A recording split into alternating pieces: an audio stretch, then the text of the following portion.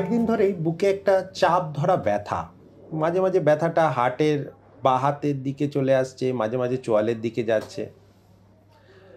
ডাক্তারের কাছে দেখানো হলো, বললেন একটা অ্যাঞ্জিওগ্রাফি করো।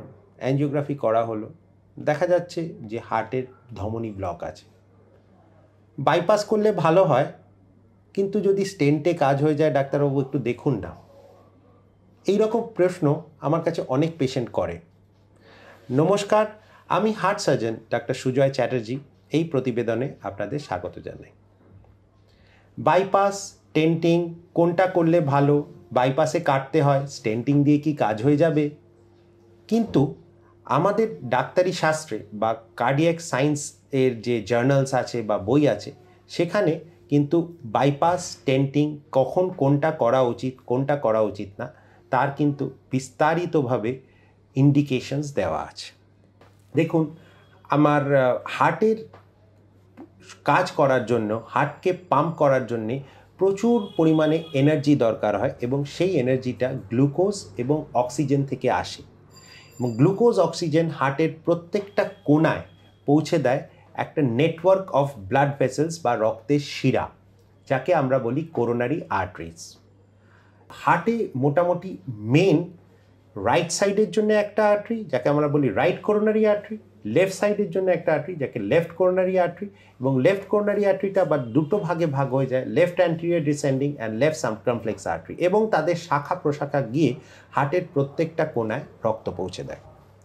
এবার যত দিন যায় অনেক কারণে, যেমন ধরুন cigarette smoking, uncontrolled blood sugar, uncontrolled blood pressure, বয়স, রক্তের মধ্যে কোলেস্টেরলের অতিরিক্ত মাত্রা, stress a very important factor, এবং আরও কয়েকটা কারণ আছে যার জন্যে এই যে ধমনীগুলো হয়, ধমনীগুলোর ভিতরের দিকটায় আস্তে আস্তে একটা ব্লকেজ তৈরি হয়, কোলেস্টেরলের ডিপোজিশন হয়।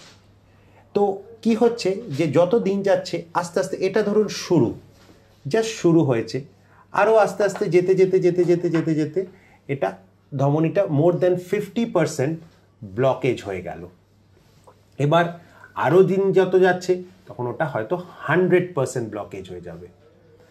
তো এই যখন ব্লকেজটা গ্র্যাজুয়ালি ডেভেলপ করে, তখন আমাদের একটা সিমটম হয়, সেটাকে আমরা মেডিকেল টার্মে বলি অ্যানজাইনা পেক্টোরাস, বা বুকে একটা বাদিকটা চাপ ধরা ব্যথা, বাদিক থেকে চোয়ালের দিকে এবং হাতের ভিতরের দিকে ব্যথাটা যায়।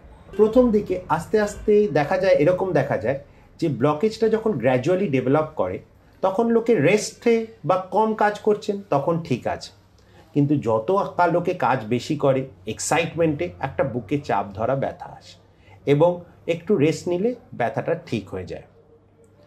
আমি একটা এক্সাম্পল দিচ্ছি। ধরুন আপনার বাড়িতে জলটা সাপ্লাই থেকে একটু কম আসছে। আগে 100 লিটার আসতো, আপনারা 3 জন আছেন, খুব ভালোভাবে চলছে।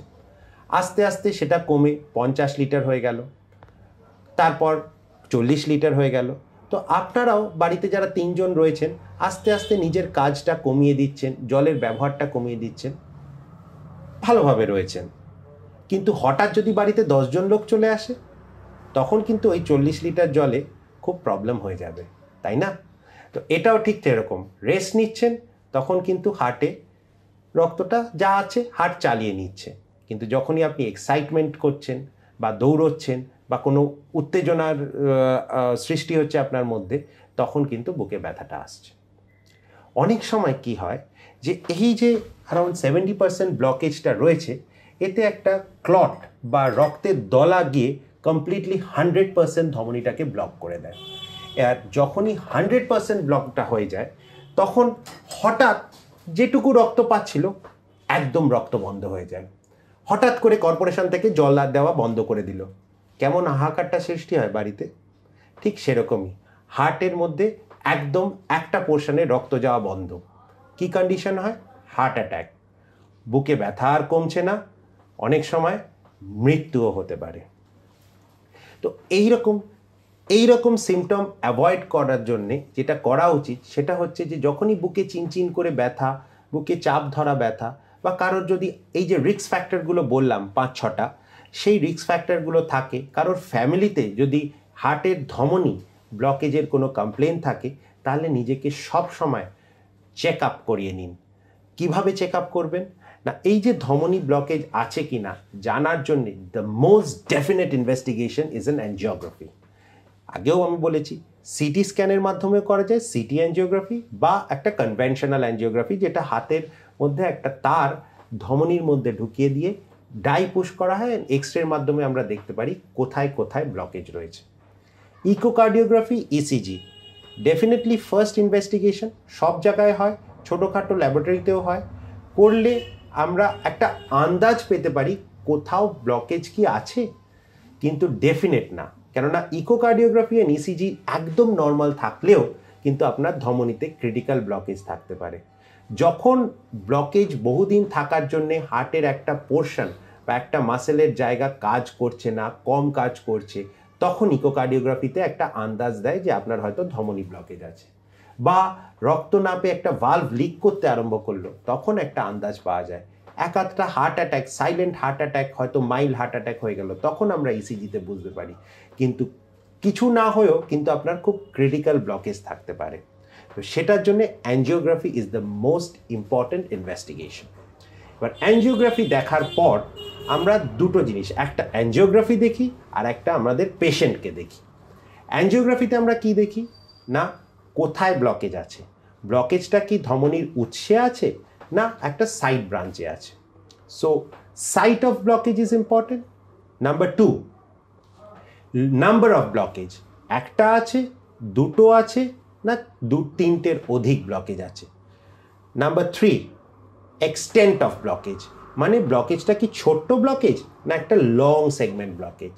So depending on the site, number and extent of blockage, আর তারপরে পেশেন্টকে দেখে, পেশেন্টের হেলথ কন্ডিশন দেখে আমরা বিচার করি যে তার আইডিয়াল ট্রিটমেন্টটা কী। দুরকম ট্রিটমেন্ট হয়। 1 নম্বর, যেখানে লেস সিভিয়ার কেস, হয়তো ব্লকেজটা খুব ছোট বা কোন মেন ধমনীর উৎসে নেই, একটা সাইড ব্রাঞ্চে আছে, সেগুলো আমরা দেখে বিচার করি।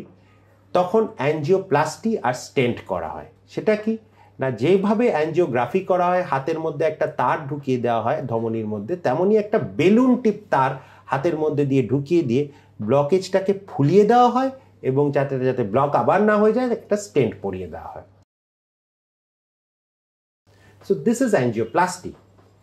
আর দ্বিতীয় ট্রিটমেন্টটা কি, মোর সিভিয়ার কেসেস, যার সুগার রয়েছে, বা ইলাবোরেট না করে আমি বলি যে heart team, cardiac surgeon, cardiologist মিলে বসে ডিসাইড করা হলো না এই পেশেন্টের হয়তো অ্যাঞ্জিওপ্লাস্টিতে হবে না, বাইপাস সার্জারি করতে হবে। তো বাইপাস সার্জারিটা কি, ব্লকেজটা আমরা ব্লকেজের মতন রেখে দিই, কিন্তু একটা বিকল্প রাস্তা তৈরি করে দিই বিয়ন্ড দ্য ব্লকেজ, যাতে হার্টের প্রত্যেকটা কোনায় পর্যাপ্ত রক্ত পৌঁছে যায়। এই যে বিকল্প রাস্তাটা আমরা কোথা থেকে নেব? পায়ের থেকে শিরা তুলতে পারি, যেটাকে বলা হয় স্যাফেনাস ভেইন। হাতের থেকে শিরা তুলতে পারি, যাকে বলা হয় রেডিয়াল আর্টারি। বা বুকের নিচ থেকে শিরা তুলতে পারি, যার নাম left internal mammary artery LIMA বা right internal mammary artery RIMA. আগেই বলে দিই, ভগবান এই জিনিসগুলো আমাদের এক্সট্রা দিয়ে রেখেছে, এগুলো নিয়ে নিলেও ওই পার্টটার, পায়ের বা হাতের বা বুকের কিন্তু বিশেষ কোনো ক্ষতি হয় না। তো সেটা নিয়ে আমরা একটা হার্টের ওপরে, হার্টের সারফেসে একটা নেটওয়ার্ক তৈরি করে দিই, যাতে সোজা পথে রক্ত যাচ্ছে না, বিকল্প পথ দিয়ে হার্টের প্রত্যেকটা কোনায় রক্ত পৌঁছে যায়।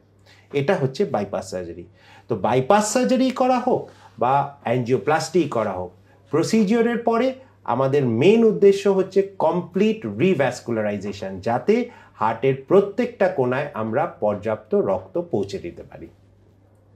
এখন বাইপাস সার্জারি, অ্যাঞ্জিওপ্লাস্টি দুটোই কিন্তু খুব সেফ হয়ে গেছে মডার্ন টেকনিকে, এবং বাইপাস সার্জারি করলে হয়তো 1 মাস কি 1.5 মাস আপনাকে একটু ভারী জিনিস তোলা থেকে বিরত থাকতে হবে, এবং তারপর 2-3টে ওষুধ, আর you have a active free life.